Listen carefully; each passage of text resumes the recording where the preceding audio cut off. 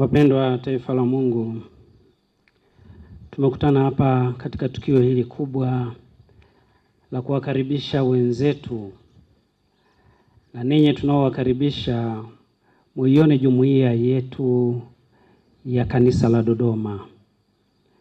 Jumuiya ambayo inaundwa na maaskofu, mapadri, watawa wa kike na wa kiume na ndugu zetu wapendwa walei. Na katika haya yote tuna kitu cha kutafakari juu ya habari ya miito mitakatifu. Na ndio maana katika hafla hii ya kuwakaribisheni na ninyi mlivyoiandaa, tunapowakaribisha katika jimbo hili, tumeamua miito yote hii mitakatifu iwepo hapa ili mjue na mfahamu wazi kuwa mtatembea katika kanisa lenye ukamilifu wote wa miito mitakatifu ya ndoa, ya kipadre na ya kitawa pia. Kwa hiyo karibuni sana. Katika masomo yetu, somo la kwanza linalotoka katika kitabu cha Wakolosai tulilolisikia limegusia juu ya habari ya kuvua na kuvaa. Nasema tuvue utu wa kale, tuvae mavazi mapya ambayo yametabanishwa hapa vizuri. Kama kuna kuvua, maana yake kile unachokivua na kama ukivai tena, basi wakati wake umepita, hakifai kwa sasa. Ndio maana tunaitwa kuvaa utu upya, ambayo ina wema, upendo, ukarimu, mshikamano. Hivi ni vitu vya msingi ambavyo tunapaswa kuvivua. Hatutilii shaka kuwa au labda zamani hatukuvivaa au tulivaa vitu ambavyo havifai, lakini kwa namna pekee msisitizo huu unatualika kuangalia upya juu ya maisha yetu, thamani ya maisha yetu na wapi tunakokwenda. Katika nyakati tunazoishi, tunahitaji sana kuwa ni watu ambao wanaishi kwa upendo, amani na mshikamano wa karibu kati yetu. Kama jumuiya mnapaswa kuishi kwa upendo, mnapaswa kufundishana na kusaidiana katika upendo. Lakini pia kama kanisa tunapaswa kuishi kwa upendo, kumheshimu kila mmoja tunayekutana naye na tunayeshirikiana naye. Kama jamii au taasisi au nchi, tunapaswa kuishi kwa upendo huo, kwa amani na furaha na mshikamano wa karibu. Tuone thamani ya kuishi kwa upendo. Injili yetu imetukumbusha mambo makubwa, mambo ya msingi ya kutokuhangaika sana. Na hii ni kwa sababu tu kuwa maisha ambayo watawa wanaishi wanajilazimu kuacha vyote na kumfuata Kristo. Na katika kumfuata Kristo, basi tutategemea huko Kristo anatupa nini. Ndio maana sasa hivi kwa msihangaike sana, mle nini, mvae nini. Hakuna mtu aliyewahi kuja kanisani alafu akashindwa kula na akashindwa kuvaa. Alafu kwa namna pekee inafurahisha na kupendeza kuona shirika hili. Unapoaga nyumbani, ukiaga nyumbani, mama akikurushia kitenge hicho ndio unaenda nacho. Akikurushia kilemba chake hicho unasafiri nacho. Jambo jema hili Sasa unataka nini? Hakuna makuu Sasa uanze kuhangaika, mimi nitafute hiki, nifanye hiki. Unarushiwa tu na mama. Mama akikurushia zile anazotumia, wewe unakuja huko unaanza maisha unakwenda mbele. Jamani, si jambo la kushukuru hili. Sasa kwa nini uhangaike mtu? Unahangaikia nini sasa? Kwa hiyo tunawapongeza nyewe tunawakaribisha hapa. Mmetuletea spirit mpya kwa kumbe hata mama zetu wana mchango utupa mavazi yao afu tukaja huko. Kwa tusihangaike mavazi. Tusihangaike sana mavazi. Wakati mwingine vitambaa vingine vinakosekana, tunachanganya vitambaa vingi. Kuta shirika moja lina vitambaa yani kama 7-8 hivi. Yani kuunganisha. Kumbe mama anaweza kutusaidia tu. Ana kitenge cha namna fulani unachukua, nafikiri hata kanga mnavaa Hongereni sana. Tunashukuru sana. Kwa hiyo tusihangaike sana na hayo mambo makubwa. Lakini leo kuna namna pekee sana kuwa tunapowakaribisha wenzetu lazima tutafakari juu ya habari ya miito mitakatifu. Kama nilivyotangulia kusema kuwa tuna miito yetu mitakatifu. Wito wa kwanza kabisa mkubwa na wema ni wito mtakatifu wa ndoa. Wanandoa mpo Mpo? Ninyi wito wenu tunauheshimu na kuuthamini kwa sababu sisi sote tumetoka huko kwenu. Sasa na nyinyi jitahidini kuzitunza hizo. Kwa sababu zikishaingia ukungu, watu na sisi tutapata ukungu hivi. Kwa sababu tutaathirika. Waswahili wanasema kuwa samaki mmoja akioza kwenye tenga, wengine sio kwamba wote watakuwa wameoza, lakini watapata harufu ya uozo, si ndio? Kwa hiyo tujitahidi kutunza hiyo sakramenti hiyo ya ndoa ili baadaye tuletee matunda mazuri na yanayopendeza. Ninyi mkitoa harufu nzuri, sisi sote tutakuwa na harufu nzuri. Ninyi mkitoa mvundo, jueni wazi kuwa na sisi tutakuwa mvundo. Kwa hiyo jitahidini sana. Kwa hiyo ni wito wa kwanza wa pekee na wa msingi, na nipende kweli kualika wenzangu watawa na mapadri kuwa tujitahidi kuombea wito huo, kwa sababu siku hizi unakosa thamani, unakosa nguvu, na wengi hawaikimbilii tena sakramenti hii ya ndoa. Wanatishwa, wanaogopeshwa. Kwa hiyo tujitahidi sana. Lakini wito wa pili ndio huu wito wa kipadri. Najua wapo mapadri wa namna mbili. Kuna mapadri wale wa mashirika na mapadri wa majimbo. Lakini basi kuna huo wito, mtu anaitwa kumtumikia Mungu katika nafasi ya pekee kidogo. Na nyingine ni huu wito wa kitawa. Sasa watawa wanajifungamanisha wao na nadhiri 3 za pekee, lakini wote tunaitwa kumtumikia Mungu kwa namna pekee. Sasa tutasema hivi kwa watawa nadhiri zile 3, lakini mbona mashirika mengi mno? Sasa kila watu wanafuata karama fulani, wana karama fulani hawa. Ukisimamisha kila mmoja hapo utasikia kitu tofauti na mwingine atakachokielezea. Wengine wataangalia juu ya habari ya wagonjwa, wengine wataangalia juu ya habari ya elimu, wengine wataangalia juu ya habari ya upendo wa kawaida, wengine wataangalia juu ya maskini, lakini wote sisi ndio tunatengeneza mwili mmoja wa Kristo. Wote sisi. Kwa tunapounganika kwa pamoja tunatengeneza mwili wa Kristo. Ndio maana huwa tunapenda kuwa katika matukio kama haya tuwepo wote ili mwili wa Kristo ukamilike kati yetu vizuri. Kwa hiyo hawa ni watawa. Sasa leo pia tuone wazi kuwa tuna sababu ya kuombea pia miito hii ya kitawa. Tukija kwenye ndoa, tutaongelea juu ya habari ya ndoa kule, tutasisitiza juu ya habari ya ndoa.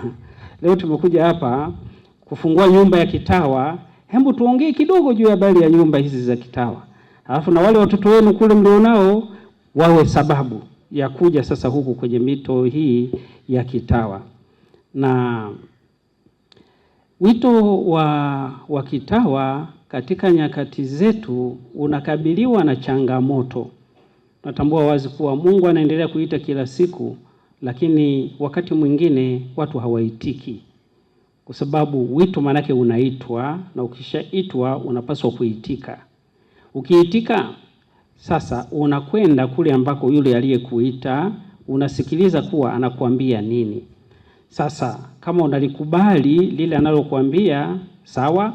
Kama utalikataa lile analokuambia, basi hapo mtajadiliana, vinginevyo utaenda kule. Lakini kwanza ukiitwa, itika, alafu mfuate yule aliyekuita. Yaani unaitwa alafu huitiki na uendi kule ambako yule mtu anakuita, huo ni sijui ni uhitaji, lakini sio kitu kizuri katika jamii yetu. Na hatuwezi kusema kuwa Mungu ameacha kuita. Mungu anaendelea kuita kila siku, anatuita kila siku, ila tu ni kwa sababu wakati mwingine tunaziba masikio yetu kwa mambo haya yafuatayo kama 4 hivi. Haya ni baadhi, yapo mengi. Jambo la kwanza, kwa nini watu hawaitikii miito hii ya kitawa sasa hivi? Ni kwa sababu ya starehe na tamaa za ulimwengu huu wa leo. Wengi wanajifungamanisha sana na starehe, anaona kuwa starehe sasa ndio kila kitu. Nitoke huku tena nikafungwe kule, nifanye nini? Anaona kuwa asifanye hilo jambo. Kwa hiyo anaona basi bora habaki na ashindwe kuitikia na ashindwe kwenda kwa aliyemuita, lakini Mungu alikuwa na mpango naye. Ukiangalia sana watu wa namna hii, baada ya starehe hiyo kuisha, anaanza kujuta na kulaumu, na tunasikia tunakutana na wengi wanasema hivi kwa unajua mimi nilikuwa na wito wa kitawa, basi tu bwana. Basi kwa sababu hukuitika, uliitwa hukuitika, kwa hiyo mwenye kosa ni wewe, na wala sio tu basi. Sio basi, ila ni kwa sababu hukuwa mtii katika sauti iliyokuita. Lakini la pili, siku hizi watu wana hofu ya kujitoa sadaka ya maisha kwa Mungu. Unajua ya maisha ni kujitoa sadaka. Nimesema mwanzoni hapa, wanafungamanishwa kwa nadhiri 3, lakini wanakubali kuacha yote nyumbani. Ukiachilia mbali hao wachache ambao wanarushiwa kilemba na kurushiwa kitenge na mama anakuja nacho huku, unaacha vyote. Unaacha mashamba, unaacha ndugu, unaacha wazazi, unaacha kila kitu kule. Unakuja huku unatengeneza familia mpya. Huku utapata baba, utapata mashamba, utapata ndugu, utapata wazazi huku ndani huku. Sasa wapo wenzetu ambao wana hofu, vijana wa sasa hivi na wasichana wetu wana hofu ya kuachana, yani kujitoa sadaka. Na maisha hayo ya kuacha yote yanahitaji kujitoa sadaka. Kwa hiyo wengi hawataki kujitoa sadaka. Ni jukumu letu tuwaombee watu waweze kujitoa sadaka, kwa sababu kujitoa sadaka sio kitu kinachoanza leo. Kristo mwenyewe tunayemfuata, yeye ndio aliyekuwa wa kwanza kutuonyesha mfano wa kujitoa sadaka kwa ajili yetu. Kwa na sisi tunapaswa kujitoa sadaka kwa ajili ya wengine na kwa ajili ya Kristo yeye mwenyewe. Lakini sababu nyingine ya 3 kati ya nyingi tunazokuwa nazo ni kukosa mfano wa kuigwa katika jamii. Na hii inawezekana kuwa ikawagusa wengi, kuwa katika jamii anayoishi mtu hana mfano wa kuiga. Na kwa bahati mbaya inawezekana hata sisi ambao tayari tumeshaitikia, tupo huku ndani, hatutoi mifano ambayo inawavuta watu waje. Sasa tukiishi katika mazingira kama hayo, mtu havutwi, pamoja na Mungu kuwa anamuita, lakini akikosa mfano wa kuiga hawezi kuvutwa. Sisi tunatambua wazi kuwa ukiulizia kila mmoja wetu hapa historia ya wito wake, atakwambia mambo mengi na ya namna mbalimbali. Wengine alimuona tu padri anasali misa akapenda, mwingine aliona sister anafundisha akafurahi, mwingine alipita kanisani pale akakuta mapadi wamekula mikate imebaki, wakamuita akampa mkate, akasema mambo yenyewe si ndo haya tena. Vitu hivyo, na sio mbaya kula mkate, kwa sababu hata Yesu aliwalisha mikate wanafunzi wake. Alafu akasema hivi, kwa sasa wewe Bwana uwe mfalme wetu hapa. Kwa hiyo watu wanavutwa na vitu mbalimbali katika maisha yetu. Sasa huna mfano wowote wa kuiga katika jamii, utaitikiaje? Watu wanaogopa, wanahisi kuwa watapotea. Kwa hiyo jamani, sisi ambao tupo tayari tutoe mifano mizuri katika jamii ambayo tunaishi, katika utume wetu, ili watu waige kile ambacho tunakifanya na wakakubali kuja kujiunga pamoja nasi. Kwa mfano ni wa muhimu sana wa kuiga. Niona kwa hiyo mnasikia? Kwa nini tumewapa mfano mbaya? Sasa njooni sasa wale ambao bado hamjapita mapito, ambao hamjapita mapito, mtupitie huku ili tuweze kusaidiana kuubeba huu msalaba wa Kristo. Lakini sababu nyingine ambayo inajionyesha katika nyakati zetu, kati ya nyingi, nasema zipo nyingi sana, ni kushindwa kusikiliza sauti ya Mungu kwa sababu ya kelele za dunia. Duniani kuna kelele nyingi sana, nyingi kweli. Na kwa sababu hizo, kelele hizo zinasababisha kwa sababu unajua Mungu yeye anaongea kwa utulivu. Sasa zinapopita kelele nyingine nyingi, unaona wazi kabisa kuwa tayari hapo inafunika ile sauti ndogo ya Mungu ambayo inamuita mtu. Na watu wanashindwa kweli kujiunga au kuitikia sauti hiyo ya Mungu, kwa sababu kwa nyakati hizo sasa hawaisikii tena. Makumbuka Elia alivyokuwa anakimbia kule afa akaenda kule milimani kule. Lilipita tetemeko na kelele yote hakuwepo, yakapita upepo mkali haupo, lakini Mungu alikuwepo katika hali ya utulivu. Na Mungu asili yake yeye ni utulivu, si makelele. Sasa katika hayo makelele ya ulimwengu huu yanafunika ile sauti ya Mungu. Kwa hiyo tuombe Mungu makelele ya sasa hivi yapungue, na makelele yapo mengi sana, mnafahamu. Masimu yetu ni makelele, TV zetu ni kelele, maisha yetu katika jamii ni kelele. Mtu anapenda tu kuondoka kwenda kujirusha huko na hataki kwenda kusali. Kaambia sasa hivi twende tukaabudu Yesu Ekaristi, tukamsikilize Kristo akiwa anatuambia kitu katika maisha na mioyo yetu. Mtu anakuambia muda huu Mungu kwanza nipite sehemu fulani. Kwa hiyo kelele zipo nyingi. Kwa hiyo tuombe Mungu atujalie kuzipunguza hizi kelele, zitusaidie kupata watu wengi katika jamii na katika kanisa letu. Sasa ni namna gani sisi tunaweza tukatambua wito wetu? Itakuwa ajabu kuwa naongelea juu ya habari hii ambayo asilimia kubwa wameshautambua wito wao na wapo. Na kwa sababu tuna wazazi hapa na tuna vijana wengine, unaweza ukatambua wito wako kwa njia zifuatazo. Ndio maana nasema kanisa hapa limekamilika, liko full package. Yaani bando lote liko hapa. Ni kunachukua tu bando unalotaka. Ndio maana tunasema kuwa tuwasaidie wenzetu, tuwahimize na kuwapelekea ujumbe mwema. Namna ya kwanza kutambua ni kwa njia ya sala ya kina na ukimya. Kama nilivyosema hivi kwa Mungu anasema katika ukimya. Lazima tukubali kuwa katika sala ya ukimya Mungu atatusikia na atatusikiliza. Kwa hiyo tujitahidi kusali. Tusali sana. Wakati hizi tumeomba pia watu kwa namna ya pekee sana kusali. Ile sala ya kuombea mapadri ya muhimu sana. Tunahitaji sana kusali sala hiyo. Na tujitahidi kusali sala ya kuombea mapadri. Tayari nafikiri parokia zingine wanasali. Sasa sijui parokia yako mnasali au hamsali, lakini mapadri waombeeni. Lazima tuombee mapadri. Lakini tunapoombea mapadri tuombee na watawa, kwa sababu ni watenda kazi wenza wa mapadri. Kwa lazima tufanye hivyo kwa juhudi na maarifa kubwa. Lakini la pili ni lazima kusikiliza moyo wako unasema nini au dhamiri. Wakati mwingine mtu anasema hivi kuwa nataka kwenda lakini mazingira na nini. Sasa dhamiri yako, sababu dhamiri ndio sauti ya Mungu inayokuita. Ili uweze kuitikia wito mtakatifu lazima uangalie dhamiri yako inakuambiaje, inakutuma nini, inakuhimiza kufanya nini, na hapo unaweza kaamua kitu cha kufanya.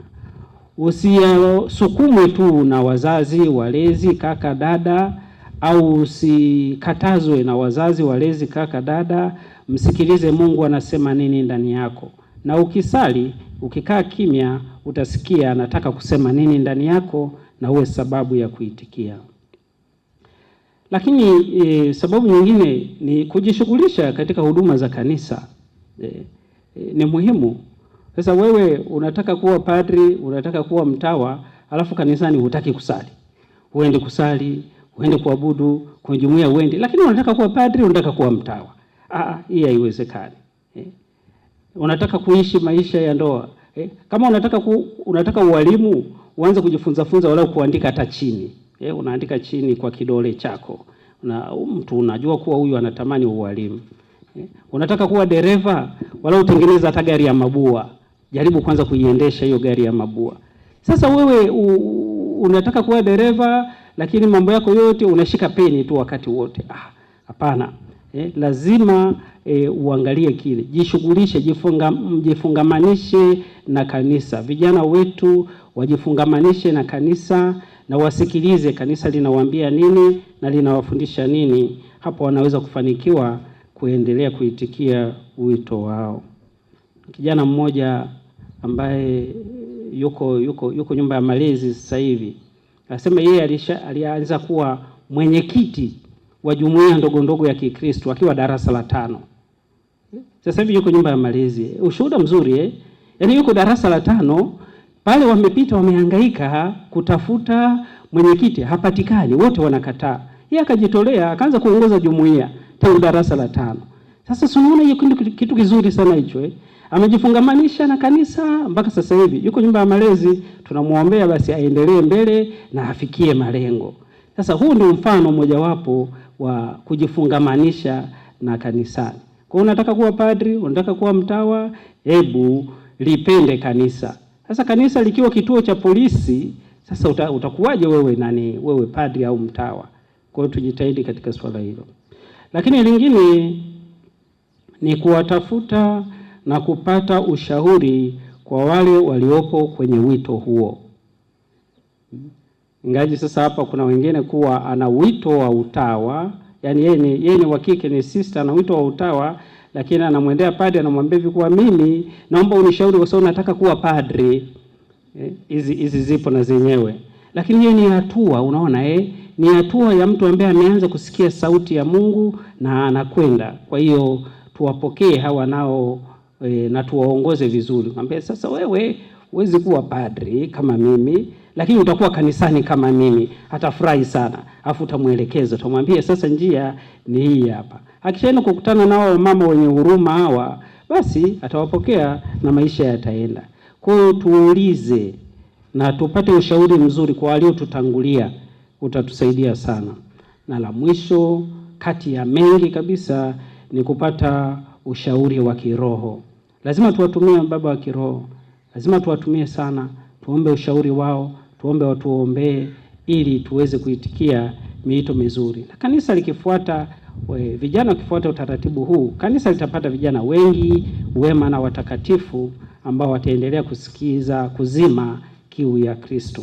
Kwa hiyo tumuombe Mungu atujalie haya yote, na hawa washauri wa kiroho hawaishi tu pale tunapoweka nadhiri. Ushauri wa kiroho ni wa maisha. Ni wa maisha. Kwa ni lazima unaposafiri, mshauri wa kiroho ni kitu cha kutembea nacho, ni vademecum. Wakati wote uwe nayo. Ndio unapopata ugumu katika safari hii unamuuliza, anakusaidia, mnaenda naye. Kwa hiyo tupende kuwashukuru na kuwapongeza sana watawa wetu wa ODM ambao mmetukaribisha hapa katika siku ya leo, na sisi tunawakaribisha katika jimbo na tunawapongeza kwa nyumba nzuri na ya pekee ambayo itakuwa kivutio kizuri cha watu wasichana wengi kuja kujiunga nanyi.